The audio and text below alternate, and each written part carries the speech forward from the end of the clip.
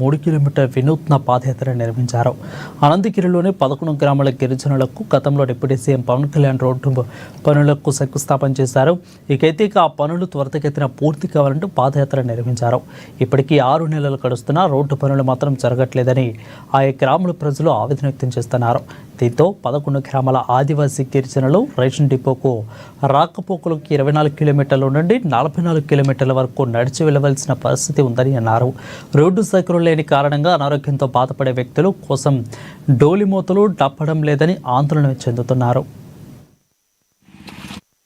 ఈరోజు దాయిటి పీవీటీజీ గ్రామం నుండి బల్లగరు వాజింగ వరకు గుర్రాల యాత్రని నిర్వహించడం జరుగుతుంది. దీనికి కారణం ఏంటంటే గౌరవ డిప్యూటీ ముఖ్యమంత్రి గారు పవన్ కళ్యాణ్ గారు గత సంవత్సరం డిసెంబర్ 20వ తేదీన అనంతగిరి మండలం పెనకోట పంచాయతీ బల్లవరు గ్రామానికి వచ్చి రోడ్డుని శంకుస్థాపన చేయడం జరిగింది.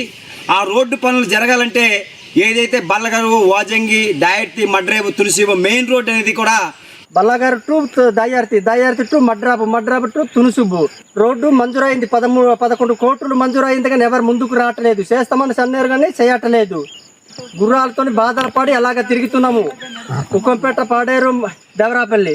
మనకి ఇప్పుడు చంద్రబాబు నాయుడు అధికారంలో వచ్చారు కదా, పవన్ కళ్యాణ్ అధికారంలో వచ్చారు కదా, పవన్ కళ్యాణ్ చేస్తామన్నాడు కానీ మంజూరు చేశాడు కానీ మరి ఎవరు ముందుకు రావట్లేదు. రోడ్డు ఇవ్వాలి